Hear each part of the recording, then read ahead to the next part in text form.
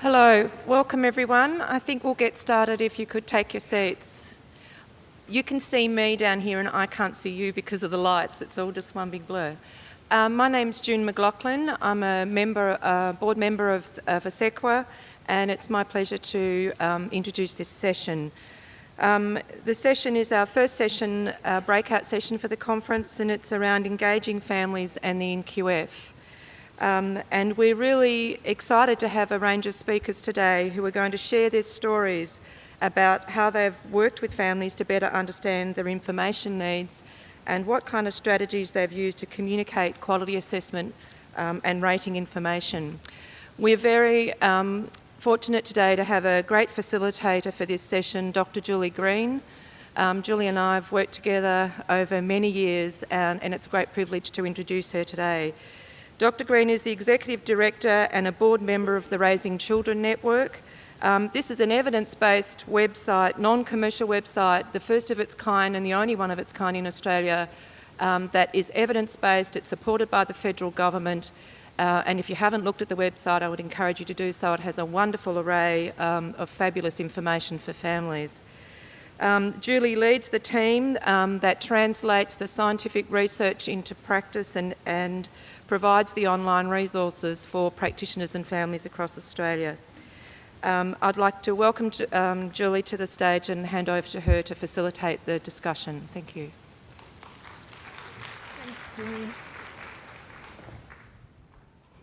Thanks very much, June, and hello everyone. What a great start we got off to this morning with our welcome and Mark's fantastic address. The session this morning is going to include 4 presentations and then some panel discussion. So be sure you get your thinking caps on and scribble down questions as they come up. There will be a couple of roaming mics and some static mics as well. But before we get underway, I too would like to acknowledge the traditional owners of the land and acknowledge that our conference is being held on the Gadigal land. I will just run through, I'm not going to read people's biographies, you've got them in your program, but what I will do is just lead you through the running of the session. I will present to you first of all, and that then will be joined by Christine Legg. Many of you will know Chris. She's the CEO of KU Children's Services. Shane Lucas, who's the CEO of Early Learning Association Australia, will then follow Chris. And Rebecca Lloyd, who's General Manager Communications and Engagement with ACEQA and who's been one of the busy bees behind the conference organisation, will be our 4th speaker, and then we'll snuggle them into our comfy chairs on stage. Okay, thanks. Well, as June mentioned, Raising Children Network is really Australia's own and perhaps one and only evidence-based non-commercial website since it got off the ground in 2006. And in fact, June, we were just chatting earlier, was one of those people with the whiteboard marker in her hand, conceptualising what a national online resource for parents could look like. In its first iteration, it produced information for parents of children from birth to 8 years of age. It was subsequently funded up to 12 years of age and then into the teenage years. And this year we've been stepping backwards, and we've just published lots and lots of information, still more to come on the antenatal period, including Dad's Guide to Pregnancy. And all of this work is funded by the Australian Government Department of Family and Housing, Community Service and Indigenous Affairs. So it's fantastic support from Australian Government. Really the name of the game is to target the primary audience of parents for this site. and for those who are engaged in looking after children's health and well-being and growth and development, and that also means professionals. So for those of you who are new to the site, you'll see as you explore on the site that there's over 1,500 written articles and hundreds of video. We also have parenting in pictures, podcasts. So we're trying to offer resources that really speak to the way that parents like to receive information and the platforms on which they are looking for information. And I think Mark set the scene beautifully for us this morning insofar as thinking about social media in our communication with parents. This image here is of the homepage on the desktop version of the site. I'll talk a little bit about the mobile version later on in the presentation. But you can see that they're really, as far as quality, which this whole discussion this morning really comes under a quality umbrella, is that parents, they recognise quality when they see it. And some of the indicators that we take from the work on Raising Children Network that parents recognise quality is the mass traffic, the numbers that we really see on the site. And at the moment, well, in the year that's of 2012, for example, more than 5 million visitors came to the site. And those 5 million people had a look at 11.7 million page views. So that just gives you some appreciation of the sort of traffic that is using the site. Currently, we have about 15,000 visits every day, and it's just from month to month, it's growing all the time. I liked Mark's 4 R's that he mentioned: real, relevant, responsive and relational. And we stitch those values really through the work that we do. Because parents, they realise that they don't know everything. They realise that they learn as they go. And what they've also told us is that information that is real and that is relevant and ready to use is extremely important to them. And I think that it's important to you in your work as well.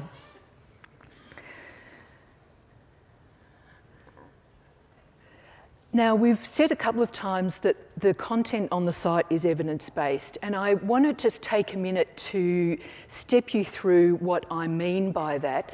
And the reason for doing that is really to convey to you that lots of the work is already done sitting behind these resources. And I hope that it gives you confidence in picking up the resource and using it in your daily practice. So we have a team of about 20 people working on the site in various roles, but we have a much broader team of hundreds of experts who we collaborate with. So once we've decided, sometimes it's with our key stakeholders, sometimes it's in response to what parents are telling us and what the sectors are telling us, we prepare a brief. We decide how we think we can best deliver that information, whether it's video or interactive content or parenting in pictures and so on. And we invite a subject matter expert who's all over that research to work with us, or sometimes it's a whole centre or a peak body, and they work with us throughout the whole developmental process of that particular content. We go into production, so often our subject matter experts are writing the content, we review it internally, and then we put it out to 2 independent quality assurers who don't work in the same, for the same organisation as the subject matter expert. And we hear back any suggestions, improvements, changes that we might need to make with that content. So it's pretty highly developed by that stage, but there's one important additional step before we publish it, and that is we send it to a member of our scientific advisory board. And as we diversify our content, every year, so do we add and refresh and diversify the experts on our scientific advisory board.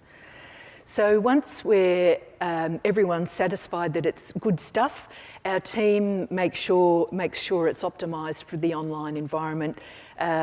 We sign it off and then it goes public.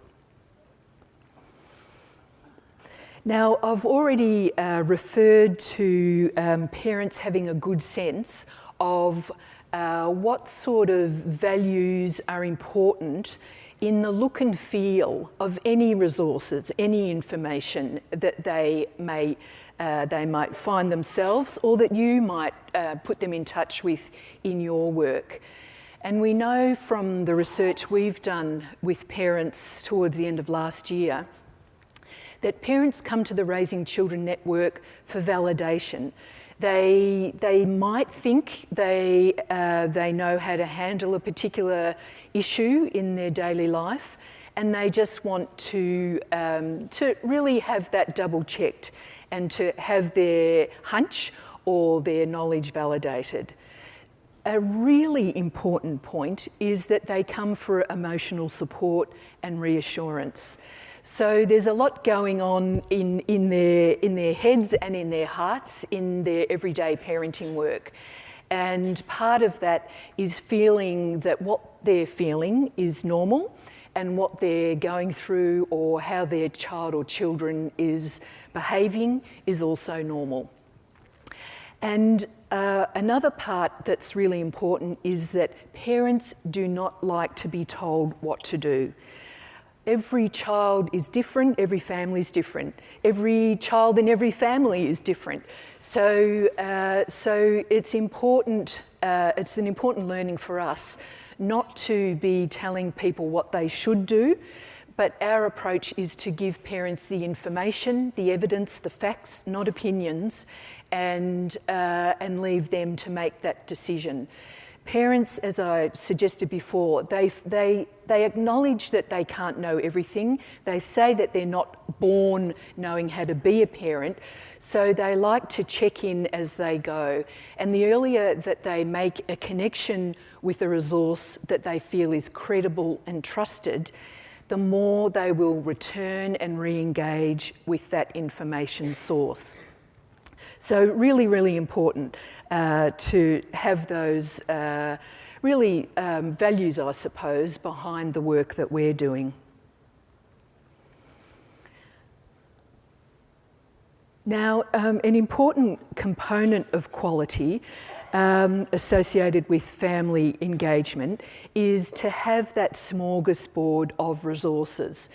And bearing in mind how parents and professionals are using social media, tablets, getting online in much more mobile ways, it's important for us to be producing snippets of information that are easily digestible, easily accessible, and ready to use.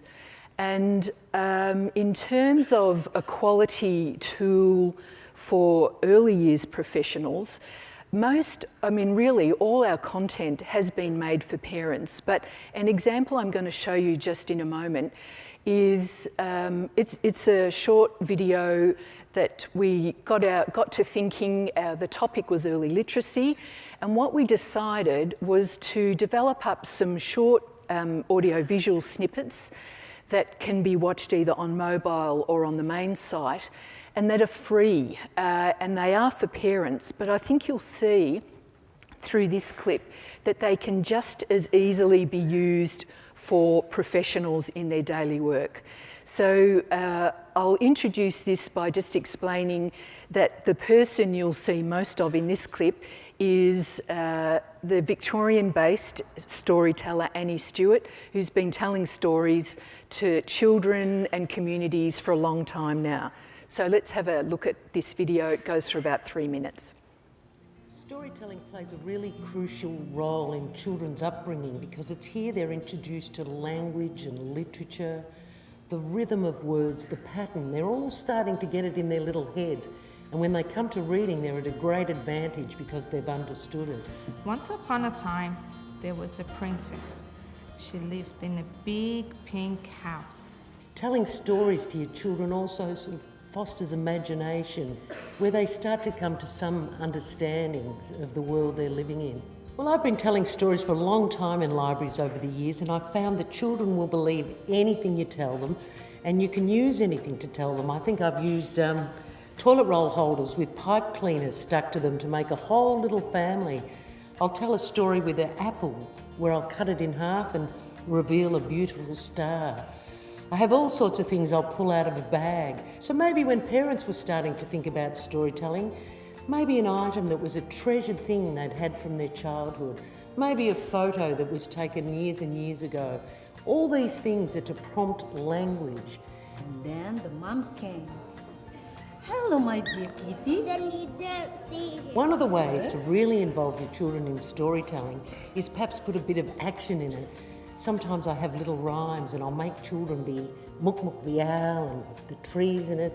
So I'm just trying to engage them by getting them to take part in the story. So having those actions really helps. Every opportunity has a story behind it. And what you're really doing as a parent is trying to get them to listen to language and be ready for when they get to school.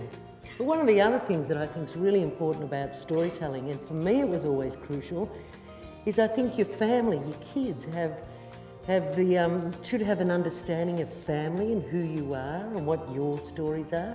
So that's such a wonderfully rich opportunity for storytelling. Who are you? Where are your people from? When did they come to Australia? What was your favourite story as a child? All these things are stories that you could be telling your children. هلا قبل أول صيادة مرآنا قم خازنا ليلى ورا أخا قم لا ورا بودخلة ترى ولا غزالة وف كاسدي هت خمبيرة والخيل اللي توتو وليلى. One of the things that children really love is to hear them in stories. So what's something you remember as a little child, a story you've read or heard? Maybe you could put your child in a situation. Maybe they're scared about their first day of school and you're going to tell a little story about how brave they are and how they got through the day. If you put your child in the story, it really sort of brings them into the whole notion of words and music in words and being part of that event of a story. Okay, now if you're looking online for that, you won't find it. That was a preview. And we're just getting some subtitles for the story that mum was telling her little boy, and it's Little Red Riding Hood. And there'll be a suite of other stories that Annie's telling about Muk Muk the owl, how the years got their names. And so it might be, I'm sure that you've got ideas running through your heads, but in terms of engaging with families in services, it might be through using resources like this for a storytelling evening or lunchtime session or whatever it might be. So anything on Raising Children Network is free, it's downloadable. In fact, we probably have about 2,000 video downloads a week, 1,500 downloads of Baby Karaoke app. So there's lots and lots of resources there that, where I say, as I say, people have done the hard work and they're there for you to use. I mentioned mobile phones. So what is in the pockets and handbags of parents that's relevant to family engagement and to quality?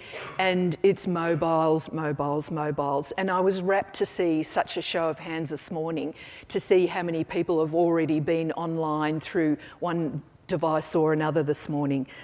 Now, I think one of the real advantages of mobiles for the early years settings is that it just overcomes that artificiality of taking a parent into an office, which may not be appropriate or feasible. There may just be a single PC in some centres, but either you yourselves or your worker or your families will often have a mobile phone. And I don't know if people are aware, but Australia is second only to Singapore in the highest uptake of mobile phones in the world. So we are very quick on the uptake for new devices, and more mobiles are and will overtake PCs as the way people are to get online in this country within the next year or two. So I think it's a really good fit, not just for you and your work, but for parents, because parenting is a 24/7 job, and a lot of parenting takes place outside the home as well as within it. So I think even by now, halfway through the first morning of the conference, you're probably getting a feel for accessible tools that are at your fingertips. Now, really the last thing I want to leave you with is to jump on board. Follow us on Facebook or Twitter. All the information is shareable through Facebook, Google+, Pinterest, our mobile site. You can sign up to the professional e-newsletters. You can tell your parents to find the spot where they can sign up to our parent forums or Grow With Us emails. There's lots and lots of ways. There's newsletter snippets that you can pick up and put in as part of your communications to encourage engagement with your families around children's learning and growth and development. So that's where I'll leave it for now. Thank you.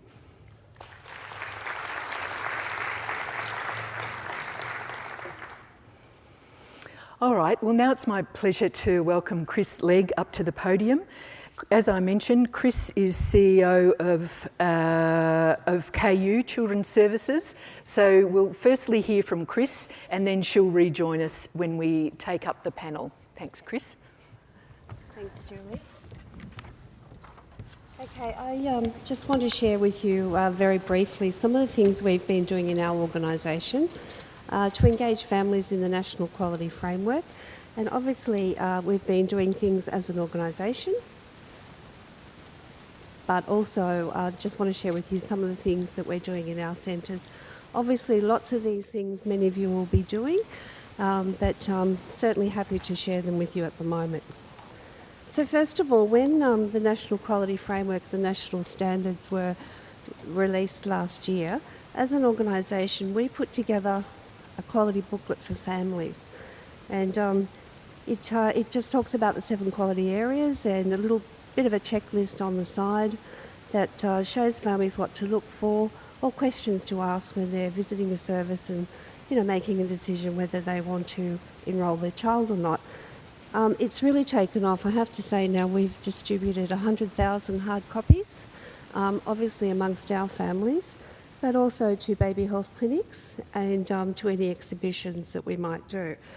But on top of that, it is obviously available on our website and it's free. Anybody can download it. And I have to say it's had a really significant effect on our families' understanding of the 7 quality areas, and they're certainly a lot more engaged in talking to our families and to our staff about what that means. Some of the other things, obviously, we write our centres put out newsletters all the time to their families, but we write an organisational one once a quarter. I usually do a little snippet of news about the organisation, but also too we do incorporate some more up-to-date information about the National Quality Standards or the Early Years Learning Framework, and then directors just take that information and put it into their own newsletter. We also have formal gatherings with our families where they have the opportunity to meet with myself and members of our board, members of our executive. They're open meetings, they're welcome to come about 5 times a year, and we have in each of those meetings had a presentation by one of our staff, either a director or one of our education managers about the National Quality Framework, where we're up to, and again, just a little snippet of one of the areas. Like most organisations, we have a parent intranet, and that's certainly, families can access it, and we put information up there. We are in the process of updating it. And of course, we've entered the brave new world of Facebook and Twitter and things like that, so we have a Facebook page now. And we're getting lots of comments on that. And we're linking to other organisations like ACEQA, Raising Children's Network and ECA and so forth, so that the more information families get, the better it is. And of course, in the media, we've moved towards having our centres do local stories in their local newspaper, particularly those that have gone right through the whole process of NQS. They've featured in their local papers, just talking about it, what it's meant, and also parents' perceptions of have they seen changes in centres? What is it? What does it look like? And I guess the other thing that I'm particularly interested in is the children's voices. It's very interesting for us going through the National Quality Standards Assessment Rating process. There's been lots of talk, lots of discussion with families and with staff, but it's very interesting that generally children's voices don't feature anywhere. So as we've been having those assessments, we've been collecting the reactions of children, which I find to be another interesting dimension, because it doesn't matter what we say or how we present it. Children know somehow people are coming not just to watch them play or not just to talk to them, but to actually do some sort of assessment. And I'll just give you an example. We have a little girl in one centre who, very confident, went up to the assessors and said, who are you, what are you doing here? And the assessor said, well, we're here to watch you play and to talk to your teachers. And this little girl, who's very, very confident, actually went like this, well, this is my centre. So we thought it's really interesting to see how children see that process also. And certainly they have that very strong sense of belonging, that this is their place, and people are visiting. So as an organisation, we are documenting that, and we'll put it together in a little booklet when we've had a few more visits. We've only had at this point in time 20 centres complete the whole process. Nevertheless, it's really interesting. Of course, it is working in early childhood education. It is all about relationships, and we know that, and the strength of them. And when we see families coming back 4 or 5 times over, 12 years with, their first, their second, their third, fourth, or fifth child, it really does, make you realise how strong it is that they will come back because of those relationships, particularly with the staff. So we've been obviously looking at, and our staff have been looking at, how do you engage families who are so busy? And the days of the parent meeting at night are probably fast fading. And we know, obviously, technology is a great way of communicating with families, but some of our centres have actually started what they've called little conversation circles. And they're very short. They're in that first half an hour when parents are dropping children off. They pick a little topic, they sit somewhere nice, they have a quick talk, a discussion about a particular thing, and then they decide on what topic do they want to talk about next time. And we found that they've been really successful. Not obviously for everybody, but they are trying them at the beginning of the day, at the end of the day, and just seeing how they go. Obviously, the more formal sessions of enrolment, obviously it's a great example and a great time to talk about the curriculum and what you offer and the National Quality Framework. And of course, curriculum information sessions where staff will present to families, where they are on their journey, what does it look like, and obviously to have their input, which is really important. As I said, building relationships is almost the heart of everything that we do. So day books and reflection books are really, really important for families. Even if they're really busy, we do see that they take the time to flick through and have a look what happened that day. We have a number of centres also now that will take different photographs of children throughout the day, or record a conversation with a child put it up on a laptop and there's a loop going in the afternoon, so that when families come to pick up their child, they can actually just watch and look at the loop. Children really enjoy showing their families or their caregiver, you know, that's the photograph of them and that's what they were doing, or this is what they said. So we're finding that they're really quite an easy way of communicating. Another growing trend, and I guess it's happening throughout early childhood, is the idea of putting up a little wooden tree or a real tree and engaging families in feedback. This particular one, this photograph, was at a centre where they asked the families and the children to put ideas up of what it meant to belong to that centre. So they had little cut-out leaves already, and people could just write a short sentence on what it meant to belong to that centre, and it was up there for a couple of months, and the parent committee and the staff actually sat down then and started to pull it all apart and group it together, and it was interesting because it really did start to form the beginning of their revised philosophy. And it's been used now in lots of different ways, but certainly a great way and an easy way and a creative way to get feedback from families. For us as an organisation, we also did it in just looking at the values that we wanted to have within KU and the culture we wanted to create within. So we actually had an interactive one up on our intranet for our staff, so that the tree was there, you could write your value, you could click on it, and up went your leaf on the tree. So it is a really quick and easy way of getting feedback without people filling out a survey and so forth. Obviously, as we've heard today, technology is with us and it's part of our world, so it is really important. Obviously, emails and email groups now, many of our families don't want a hard copy of a newsletter put in a pocket. They want a quick email, a quick update, or an electronic newsletter, and that certainly is working very well. Digital portfolios, again, not many people are wanting hard copies of things when they're very busy. They're wanting a photograph and a comment about their child. But obviously, you know, the use of technology, it still has to be, as we've heard this morning, it still has to be relevant, has to be authentic, and it has to be genuine, and it really does have to explain what children are learning. Every parent wants to feel that their child is having fun and they feel safe. And that they're making friends, but they also deserve a lot more than that in terms of us as a profession in explaining to families what it is that their children are learning while they're there. And of course, online blogs are also developing. I think for us, a particularly challenging group of parents to reach is the families who come to us without any English at all. We have a program that runs for newly arrived migrants, which is not part of NQF. It's out of scope at the moment. But nevertheless, the staff are totally engaged in the National Quality Standards and the Early Years Learning Framework. So it's been particularly challenging to work with families who don't have English as their first language and children who don't have English at all. So for us in that program, and we've spread it across the organisation, the use of visuals is really, really important.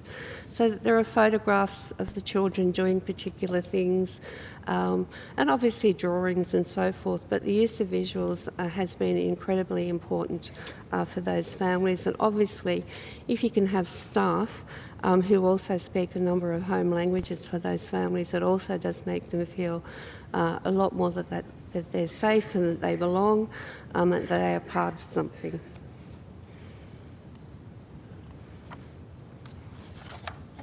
The role of visual documentation, I think we've obviously seen a large trend in early childhood over the last 10 years in terms of the documentation that we do. And for a little while we saw a great reliance on digital photographs, almost to the point where staff were so busy taking photos that maybe we forgot to look at what children were really doing. But it's still really important. A picture does tell 1,000 words, and we know how important that is. So obviously our centres have engaged with the ACEQA posters. They're up in centres, and that they've really helped families understand. Those centres that have had their ratings and putting that up on the notice board has been important. Although, that's not the first time the families have heard about it. They've been hearing all the way along our journey for that. But just before I finish, because I know we've only got a short time, I just wanted to just show you some examples of some of the displays that have gone up. This was just looking at quality area number 1, showing families what were some of the standards in it, and how they've gone about looking at those standards and what they're doing for them. This was very interesting because part of that display, which you can't see, is actually a section there for families to write a quick comment. So tell us what you think about our educational program and practices.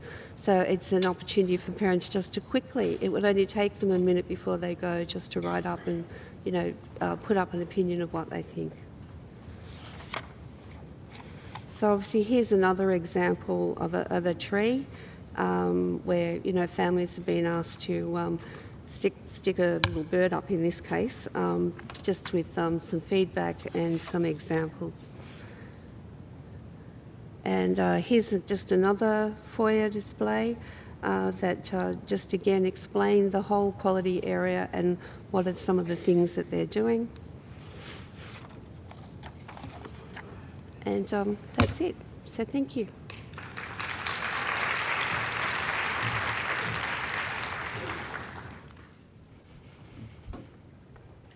Thanks, Chris. Thanks very much. Now, next, I'd like to welcome to the stage Shane Lucas, CEO of Early Learning Association Australia, with its very pretty acronym ALA. Thanks. Thank you very much, Julie.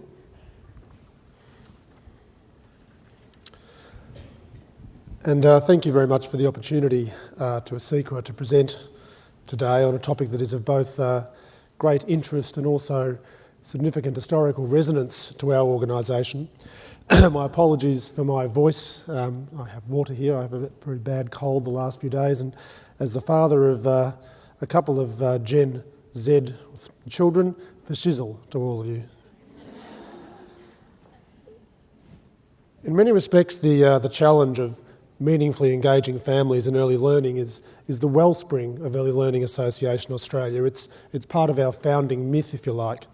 And today I'd like to briefly introduce you to Ella, the former Kindergarten Parents Victoria, by which many of you may know us better, and tell you also about how we seek to engage families in the context of the NQF.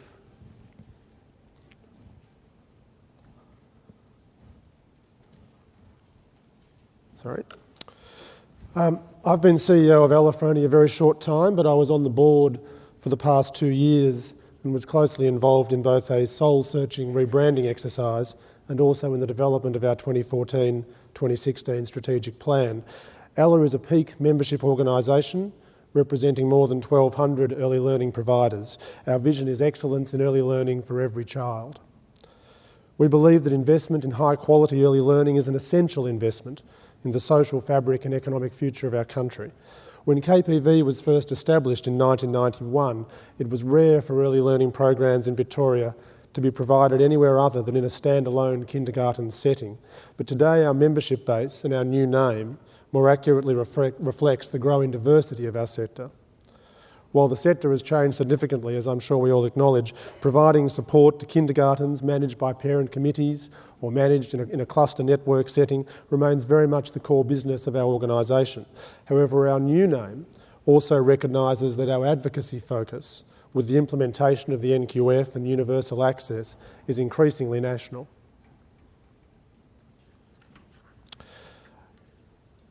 Now, a lot of what I'm about to say you probably all know and take for granted, but I think it's always worth restating. Australian and international research tells us that high quality early learning has a direct and positive impact on educational, health and behavioural outcomes for children and is particularly important for vulnerable children. 2 recent reports based on data from Growing Up in Australia, the longitudinal study of Australian children, found positive correlations between preschool attendance and longer-term benefits for children. A 2011 report concluded that those 4 to 5-year-old children who are attending preschool or a pre-Year 1 program have, on average, higher overall development, learning and cognitive and social emotional outcomes than those children who do not.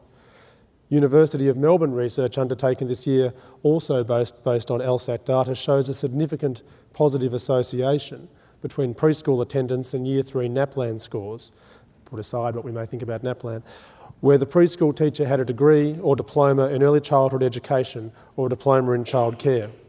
A longitudinal research program in the UK, the Effective Provision of Preschool Education project, also found that having qualified trained teachers in preschool settings was linked specifically with better outcomes in pre-reading and social development.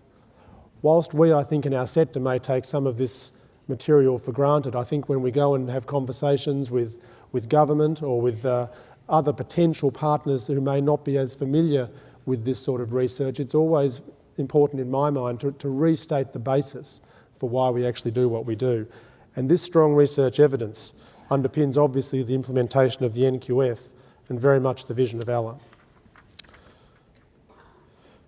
Peak bodies such as ACECQA have a vital role to play in supporting parent management committees and service providers to engage with families and communities around the NQF. The work we do to support the provision of high quality early learning strengthens relationships between families, educators and service providers, building and increasing the social capital that exists within communities. The engagement inherent in this work links or bridges the what we do, our advisory services, training, etc., and the specific projects we undertake, to the why we do it, to support the delivery of quality outcomes for children. The American sociologist Robert Putnam might describe this engagement as bridging social capital. It's the more difficult and complex form of capital. It's not necessarily between people who immediately have shared interests, but it fosters relationships between service providers, educators, parents and communities in our sector, and enables the delivery of excellence in early learning for every child. So what do? There are a range of services that ACECQA provides to members to assist them to manage and improve the quality of their services and to enhance their engagement with families. Our advisory service, there's a very nice photo of David there, and you can actually probably spot him in the audience somewhere, is staffed by early childhood management experts, providing high quality advice on industrial relations, governance and quality service provision to individual services. We've also developed NQF compliant resources, training, seminars and information for service providers, educators and families. With the introduction of the NQF, we recognised also that families have an increasing need for relevant and up-to-date information on the implementation of the framework. Our targeted seminar series enabled participating families to better understand that important link between high-quality early learning and excellent outcomes for their child. Excuse me. Our resources enable service providers and parent committees to operate more effectively in the national quality environment and to communicate key messages around quality to families. Our Early Childhood Management Manual helps managers with the day-to-day responsibilities of operating a service, and the manual includes information about ways of engaging with families, including sample surveys, guidelines, etc., to enable families to provide immediate and informed, direct feedback to the service.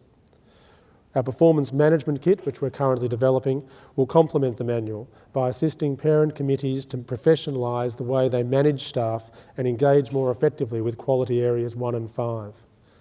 Even a resource designed to meet regulatory requirements, such as our Policy Works Manual NQF, presents an opportunity for services to involve families.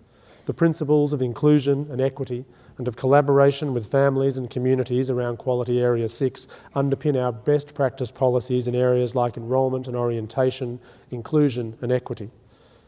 Soon after the first quality ratings were made public, ACECQA produced an online tool to enable members to communicate assessment and ratings information to families.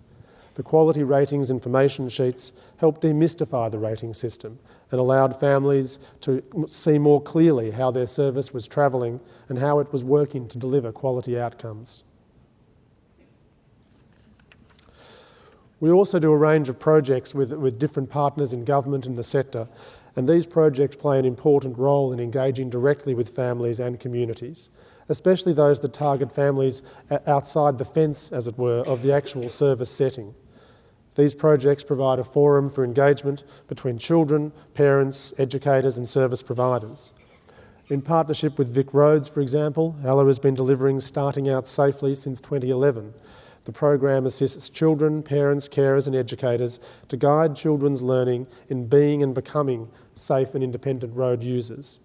And we will soon commence an exciting partnership with Playgroup Victoria on a project to strengthen participation of children and parents in early learning in 3 rural Victorian communities, the Wimmera, Loddon Mallee, Greater Ballarat and East Gippsland. In part, the project will do this through the deployment of development workers to grow the participation of 0 to 4-year-olds and their families in community playgroups as a pathway to promote early learning in the home and to ensure a smoother transition between parental participation in the playgroup setting and their involvement subsequently in an early learning setting. And so over the next few years, how do we propose to deepen our engagement with parents and communities? I think we all learned something from the presentation this morning. Even if we regard ourselves as moderately au fait with social media, there's a lot we have to learn in this space, and we're certainly evolving into that area.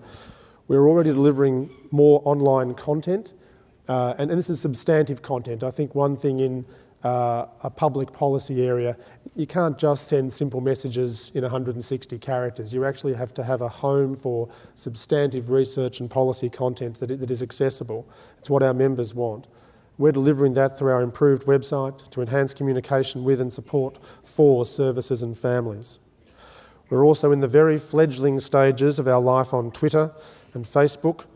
My 10-year-old says I don't know what I'm talking about.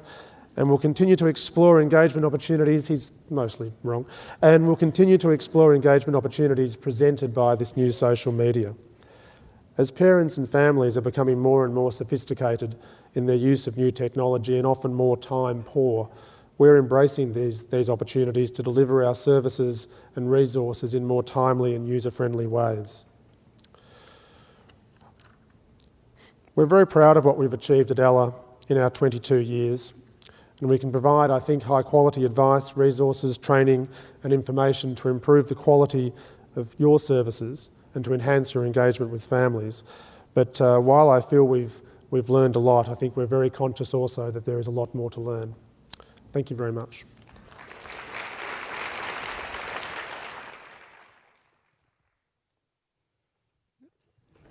Thanks very much, Shane. Now I'd like to welcome Rebecca Lloyd from ACEQA. I think in Rebecca's title, it's a real indication that ACEQA is walking the talk because Rebecca's role is General Manager of Communications and Engagement. Thanks, Rebecca. Thank you, Julie. What Julie said is exactly right. Communications and engagement is an enormous part of what ACEQA's role is, but I'll come to that as we go through the presentation. So first of all, good morning and welcome to our inaugural NQF conference. We are so excited to see you all here and to feel that excitement back from you as well. So whatever else happens over the next couple of days, we want you to know we are so very pleased that you came along. Thank you.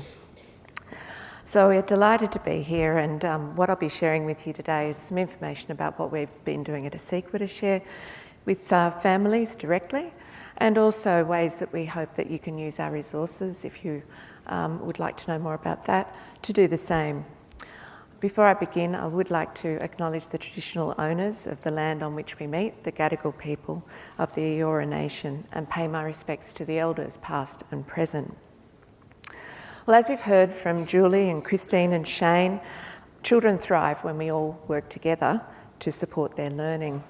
We're also hearing some very consistent messages around what parents are looking for, how the technology landscape is changing, what you may be facing in your own services around communication.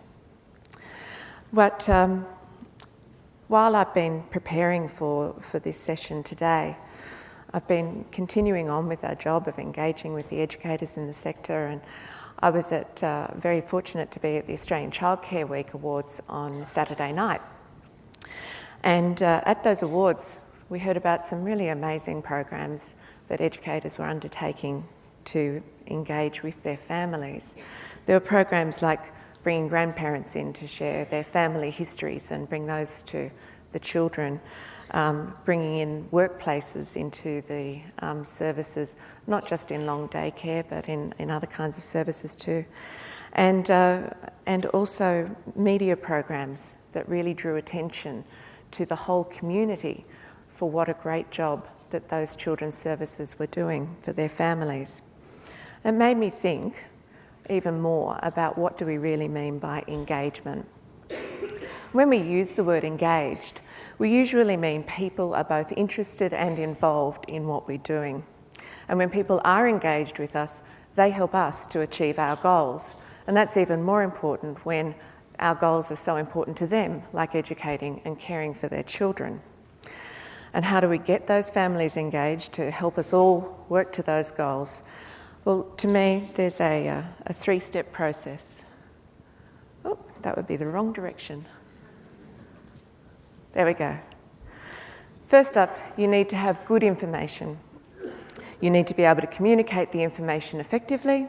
And then finally, you need to create opportunities for participation that will lead to engagement. And that does not need to be a great big complicated communication strategy.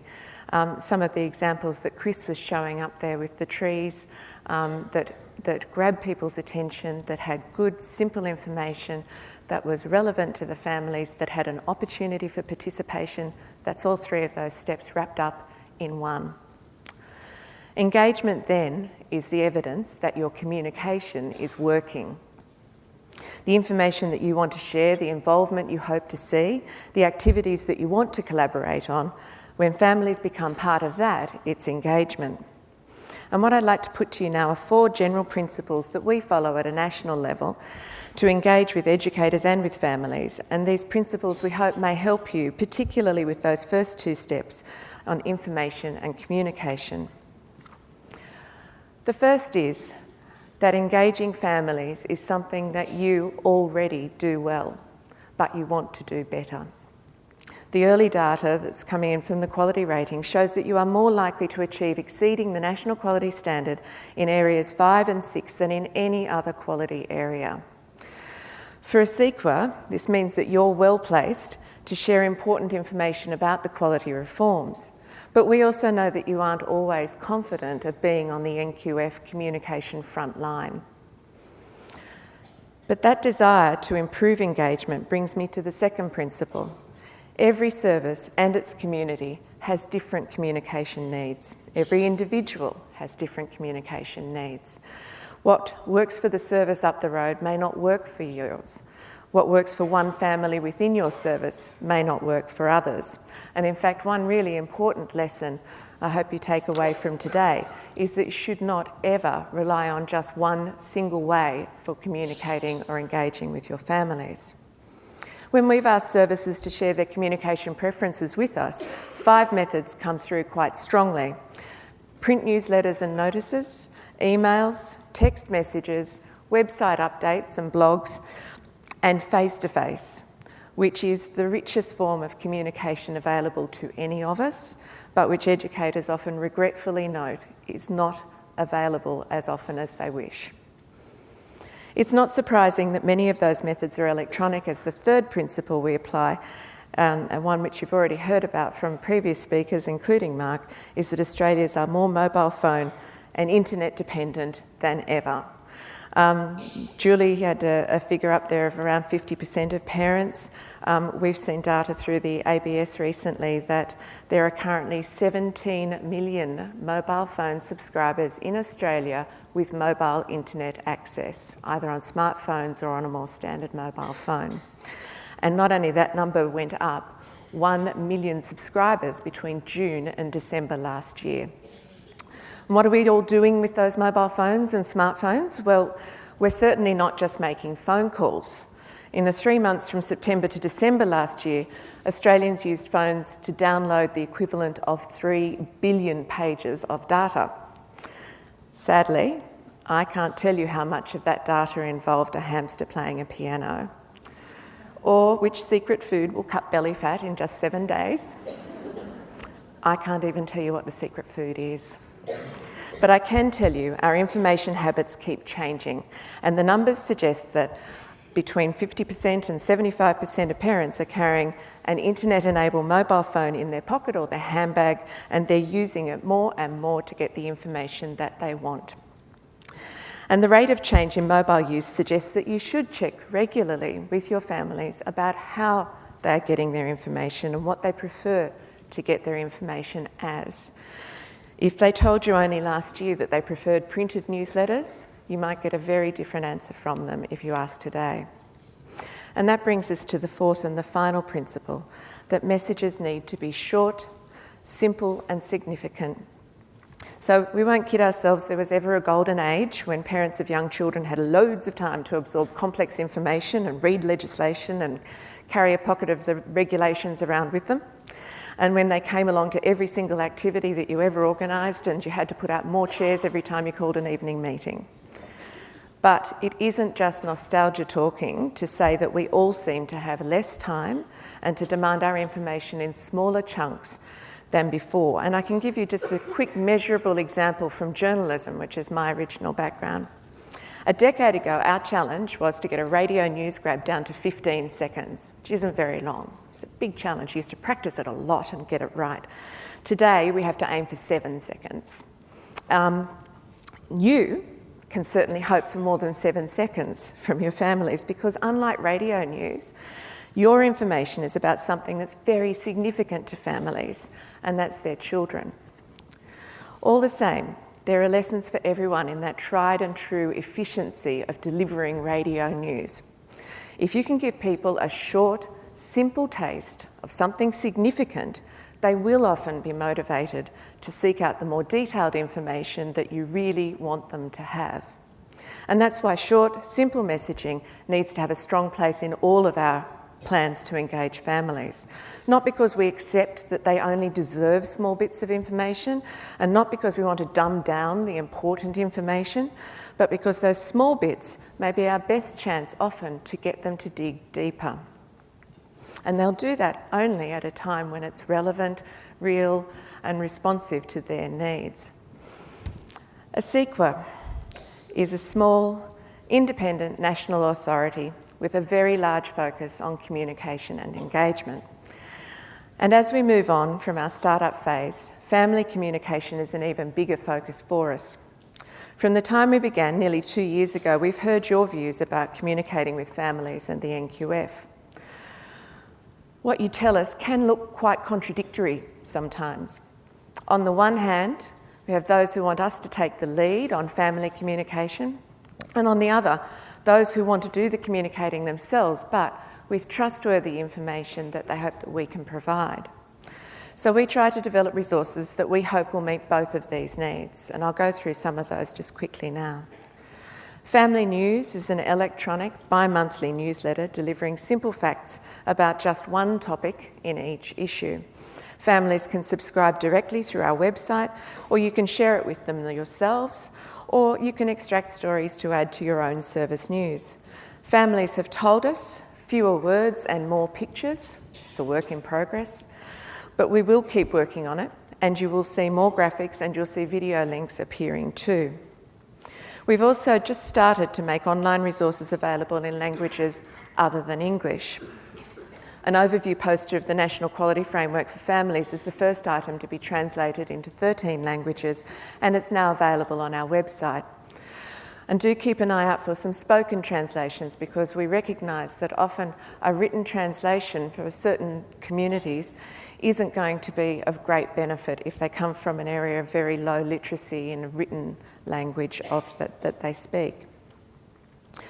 Our recent website redevelopment wasn't only about making information more accessible or providing a better user experience for you. It was also about preparing for the mandatory public ratings in the new national registers and better supporting you when, by law, they were published for the first time in May this year. We've made the registers easy to search, we included maps, and we made it faster for families to find your contact details. We also kept faith with a promise that we'd made many times in public forums like this, which was to publish all 7 quality areas for each service and not just the overall outcome. And to further back that up, here is a special conference-only preview of a soon-to-be-released addition to the National Registers, and it's one of those new graphics that I mentioned briefly before. It's a chart that shows ratings, and we've called it very creatively the ratings chart. It was developed and tested in consultation with educators and providers in response to many, many requests from you in public forums for help to explain ratings results, especially working towards. Its simple block design is purely for information purposes. It does not replace your official ratings certificate. It will appear automatically under the More Details section in your entry on the National Registers once you've got a rating and once we've done just a tiny bit more testing on the website. And what does it show? Well, while there are only 4 overall assessment results other than excellence, there are something like 13,000 possible ways that the 7 quality areas, the 18 standards and the 58 elements can be combined to tell your own personal service rating story. So for example, even if both you and a neighbouring provider have an overall working towards rating, you might both have 3 areas at working towards, 3 areas at meeting and 1 area for exceeding. But they can appear in completely different combinations. In fact, they can appear in many different combinations. And your strengths in that rating might be the areas that your parents value the most. And your weaknesses may be in areas that you know to be improving very soon.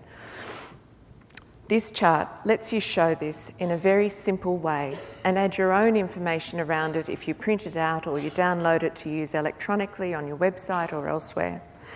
And that's a story that we think you will want to tell. So do keep an eye out for the official release of that very soon. Coinciding with the release of the ratings, and Chris kindly mentioned these earlier, is another visual resource, and that's this package of NQF posters which was sent to every approved service across Australia.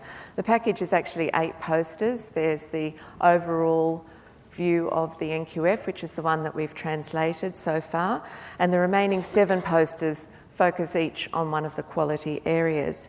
They're designed to speak directly with families and with very simple, short messaging about matters that are significant to them. Your feedback when we sent them out was so positive that we've also used the posters now in a series of short, family-friendly videos that we've just released online. If you have the NQF conference app, in fact, you can go to the show info page and find the video links and be among the very first viewers this week. Or you can search through YouTube or on the ACEQA website. Finally, I'd like to mention the role of media in helping you engage with your families. No, helping, really. There. So recently, you'll have seen a number of stories like this in the national news, suggesting almost half of the country's services are below standard, largely because of the language around the working towards rating. What it highlights, of course, is that there's still a long way to go in educating journalists and the media in general about the idea of continuous improvement. And that's part of our job, and we're working hard at it, and we will continue to do so.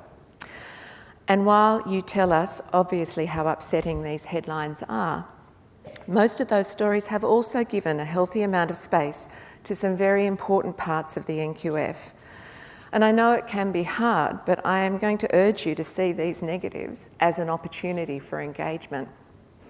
A story with one of these headlines can certainly make families ask questions, and that is a chance for engagement that you can grab with both hands and use to share your own story. People are never more interested than when they think that there is bad news, and that is your opportunity to tell them it's good. Despite, and sometimes because of this negative coverage, what we at ACEQA are seeing nationally is an increase in positive media coverage in regional and suburban newspapers across Australia. And Chris alluded to some success that the KU has been having in that area as well. Local journalists can be much more interested in your quality story if there is a bigger story running at a national level. And that, again, is your opportunity to say, look over here, we're doing really well. Or to say, look over here, we've got our challenges, but this is how we're proceeding. Not everyone knows their way around a newsroom, we know that. So to help you tell your NQF story to your community, we will be releasing an online media kit later this year with resources to help you engage with your local media. But back onto the existing resources, and around the country we are definitely seeing them being put to great use. Subscriptions to the Family News are now into the thousands, and services have sent us newsletters where they copied in stories that we've provided. There are quality area posters on literally thousands of service walls, and we've also seen clever displays like choosing to put just one quality area poster up on a big notice board and putting around it pictures of the children and comments from the educators about how that particular area is being applied in the service. And that's a real high point, a highlight for families as they walk into the building. We've seen posters printed out A4, put in display books, and we've seen images on service websites and in other electronic media. But just as you're asked to form collaborative partnerships with families, we at ACEQA also need to make sure our interactions are engaging and meaningful, and to keep adapting them to suit a very diverse audience that covers remote communities and inner city centres, outside school age care services, long daycare, family daycare, and preschools and kindergartens. Australian ministers have asked ACEQA to report over time on the number of parents who know and understand their services rating. Research commencing next year will tell us where families are getting their NQF information from and help us identify their level of understanding. We'll use the findings to shape future activities, and we'll share with you the most effective ways both educators and authorities can inform families. Even sooner than that formal research is conducted, we'll commence family consultations as part of the first National ACEQA Excellence Tour, which Rachel announced this morning. The tour begins next month in South Australia, followed by Western Australia in November, and it will include metropolitan and regional areas across the country into next year, and yes, we will be avoiding the holiday period.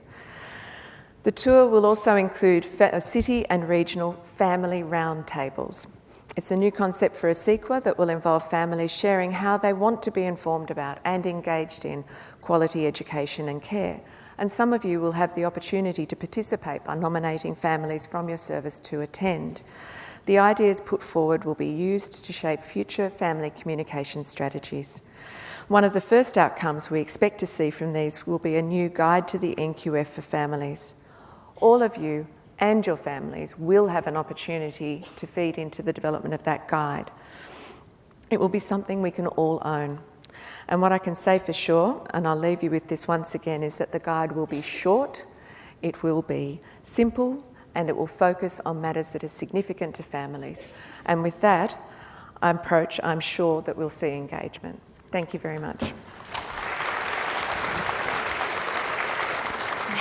Thanks very much, Rebecca. So much hard work by ACEQA in what Rebecca has taken us through there. If I can invite the other panellists up to the stage.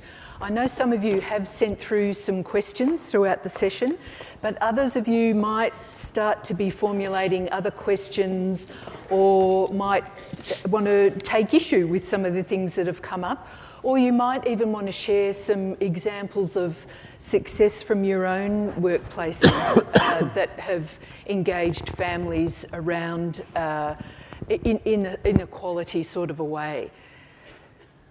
So I can see a couple of microphones here. Where are the roving mics as well? So one here and one down there. Okay. Now, the questions that have come through, I'm just wondering if we can have them up on screen.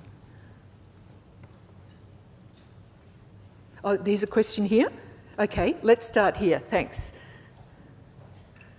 Just tell us your name and where you're from as well. My name's Geraldine Collinson, and I'm a director from a single unit community kindy in Brisbane. Just really interested in about how to provide information via the media. Our kindy, the committee asked if I could put this forward just to get advice or suggestions. Their main concern is also the sort of situation a bit of conflict about how much information about children and photos of children and private information that now can be used via data in inappropriate ways, as to how far do we go with using, you know what I'm talking about. Okay, so how far can you go with using images of children in your service? Yeah, they've just got a concern with now how far data is used and how different people, different avenues they can access what you're actually giving out. Okay, well perhaps I might throw to you either Chris or Rebecca. Perhaps we'll start with you, Chris, in how you handle that issue at KU. Look, I think the use of images of children needs to be thought about really carefully. At the moment on our Facebook, we don't have any images of children. We've got comments and words. And as you know, there's lots of privacy legislation now. So when we take photographs of children, our parents give permission that not only is their child photographed, but if they're in a group, the whole group's photographed. And we're very careful where those images go, mostly to the families. In terms of the media, we find, and Rebecca can obviously answer this a little bit better, we find it's easy to almost write the story for them. And when they've got a slow day, they put it in. Controlling the media is, I think, a huge challenge. But certainly, in terms of local stories with your local media, we find we do get them in, but that we might have to wait a few weeks. Okay, do you want to add anything to that, Rebecca? I suppose just on that media side, I'd confirm that newsrooms are so small these days. There are very few journalists. In some cases, there are no journalists on a local newspaper, or no actual journalists. And they are often really grateful if you are able to write the story for them. That's where we think that, seeing what we see, seeing how well some of those local stories are running in the regional and the suburban papers, that if we can provide you some help, if you're not confident in that area, that will be something that will really get you in. Because what does happen is, even if you think that the local paper's a rag and nobody reads it, you have something in there, people do tend to come up to you later and say, oh, we saw that. It's surprising just how that mainstream media has maintained its place even with all the competition around it. So. Thanks. How you were saying you could give information to mobile phones and all that, like that avenue as well. How do centres sort of cover that aspect when you were saying, how a lot of parents now like to receive information via mobiles? Well, okay. I was just going to say, one of the things is that with internet access on a mobile phone, effectively, most people are reading email on their phones. So it's not, you can use text. People tell us that they use text quite effectively, and certainly I know my children are a bit older now, and they're in school, but our school, there are 3 different schools, but the schools all use texting quite effectively around things like excursions and special events. But when we're talking about how significant, or when I am anyway, these handheld, these mobile internet changes are, it's because your normal communication can show up on the phone. Okay, thanks. Now, I know, Rebecca, you touched on this in your presentation, but a question has come through for you actually, Chris, can you tell us about what sort of strategies KU use that have been particularly effective in communicating with families from culturally and linguistically diverse backgrounds? I will take Rebecca's point. It is really, it's really quite complicated. I guess we start by, wherever possible, we would employ staff with a number of home languages if we can.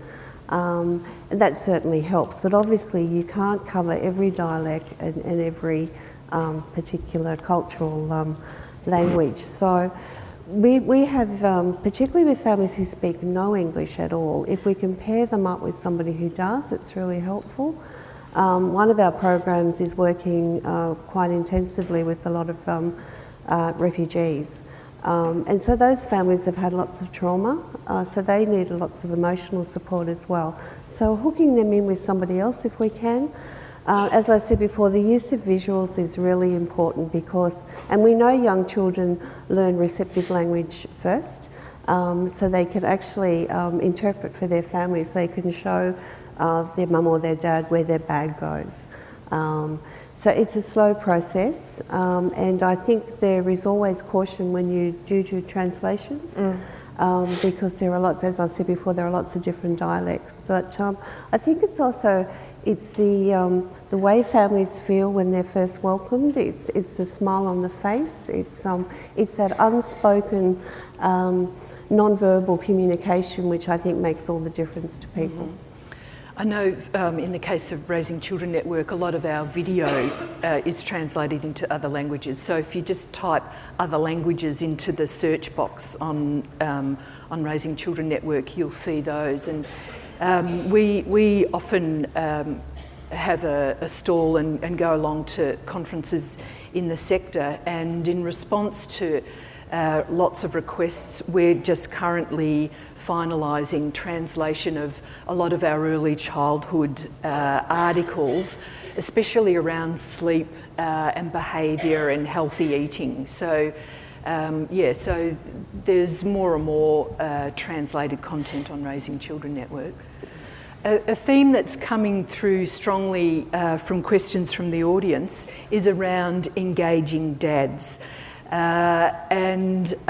Before perhaps throwing to any of the panel, I did mention the Dad's Guide to Pregnancy, which we published a couple of months ago, and the media, now this was an example of the media really grabbed this story, and we had, since then we've had quite a spike in the visitors to the site, and especially around Dad's Guide. There's a Dad's section on Raising Children Network, but the Dad's Guide was really developed in response to a survey of over 500 dads and dads-to-be responded to, and as a consequence, we developed a guide for dads throughout that takes them through pregnancy week by week, but it specifically was developed for dads and by dads and experts that address some things that are particular to fathers or fathers-to-be. For example, when dads just aren't quite into a pregnancy or into fatherhood that's just around the corner. So I think there is probably some nuancing around information to dads. So I'm interested in what ACEQA perhaps has been doing around information for dads, and even you, Chris or Shane. Yeah.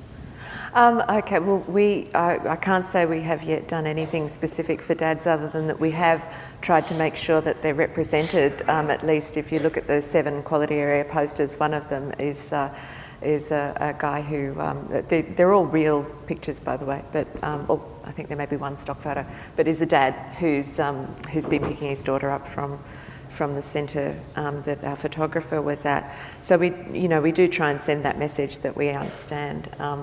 I personally, we have a stay-at-home dad for my children, and I definitely appreciate some of those difficulties, because it is.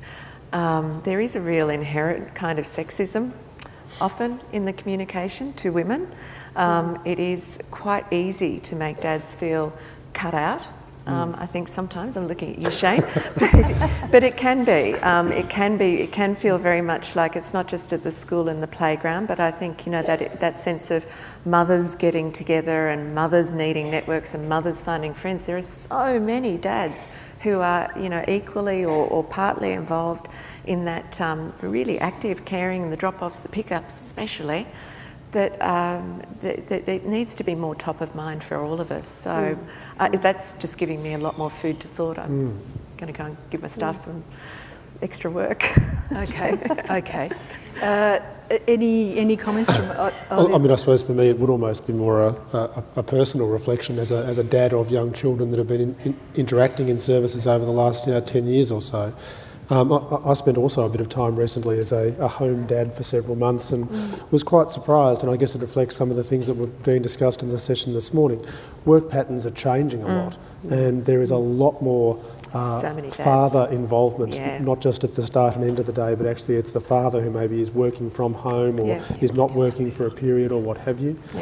So I don't think it's perhaps, I'm sure there is a role for dad-specific engagement, but I'd probably come more to the point about saying, do we just find ways of not excluding fathers accidentally by some sort of perverse outcome because we seem to spend a lot of time communicating to women. Yep, and even the balance of the pictures that we use and that sort of the look, the colours even, you know, how do we make sure that we're not cutting dads out? We like blue.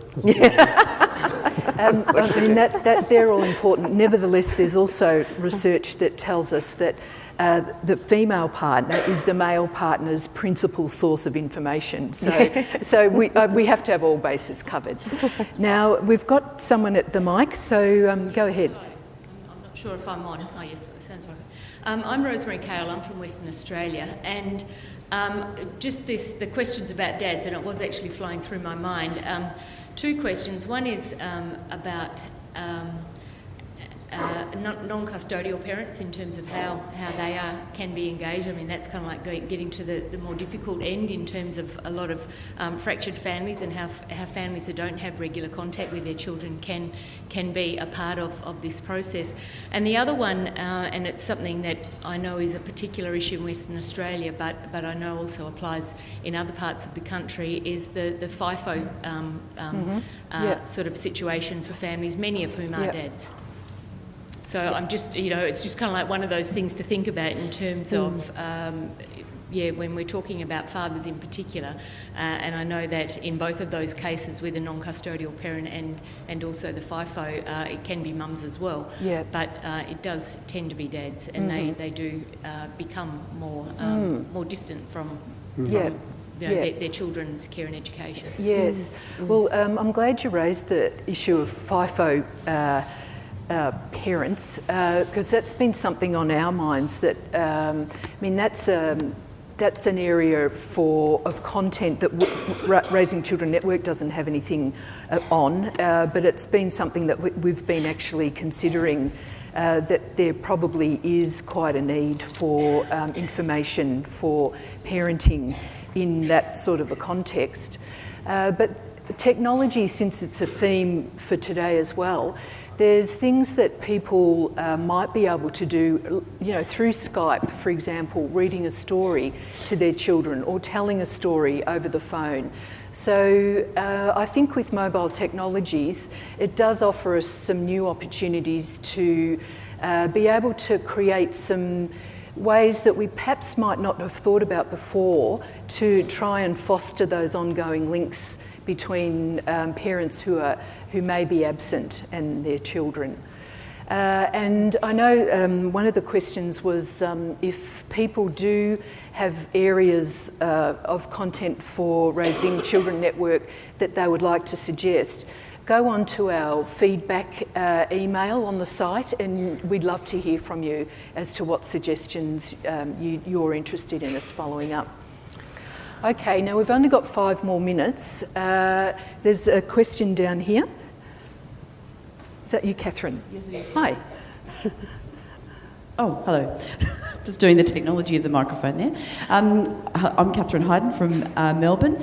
I wanted to ask the panel, I talk to a lot of educators who say the parents that we work with simply don't have time to engage with us past the perfunctory things of, you know, organising the enrolment and things like that. And I think one of the questions that it would be really helpful for, and particularly thinking about school-age care as well, I think one of the questions that we need to ponder, and I'd like to hear what you think about this, is it okay if a parent says, I don't want to participate like that? Is it okay? And I think sometimes we feel like we have to fill them up with a really significant amount of knowledge. Is it okay for a parent to say, just you do it?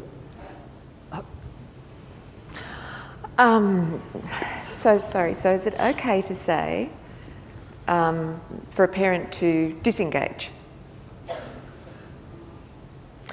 Well, from an NQS point of view, I think you can only bring a horse to water. You can't make the parent drink. And then, make this parent drink very easily. But from an assessment judgment point of view, no, that is okay. You need to be very clearly working to build those partnerships with families and the community. You need to be showing that you have put the effort out there. There are certain aspects of the EYLF that would be, and the school-aged learning framework also, that would be encouraging you or pushing you to that direction.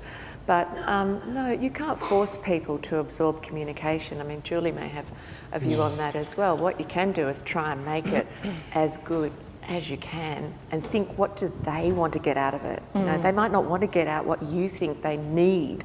We all want to give people what's good for them. Yep.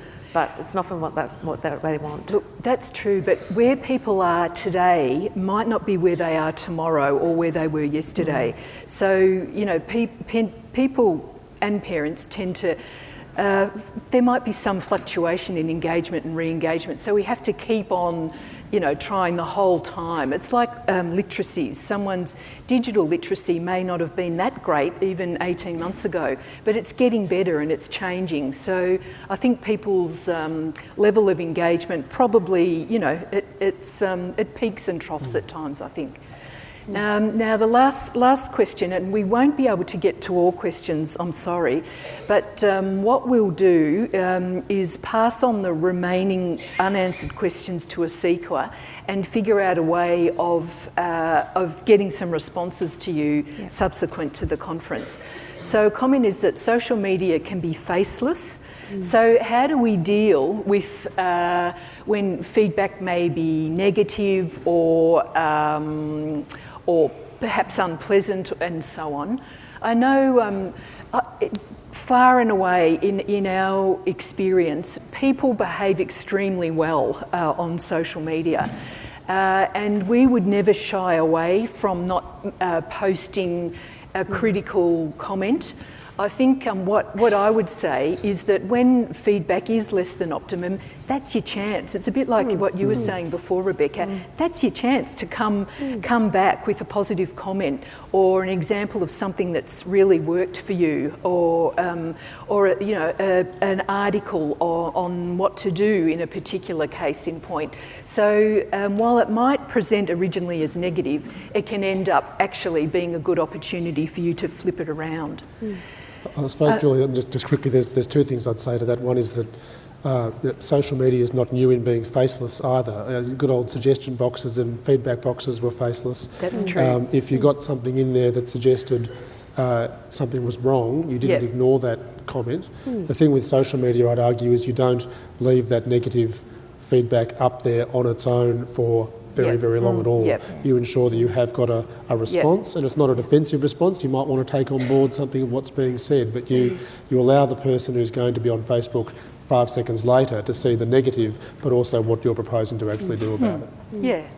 All right, folks. Well, we've come to the end of our session, so thank you all for attending. Enjoy the rest of your conference and go and have lunch. Thanks to our speakers.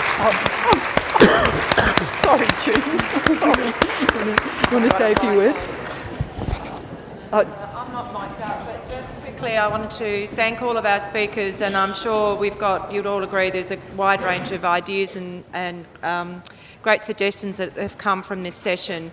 So thank you all, and as Julie said, lunch is available just outside. Oh, thank you. That's lovely.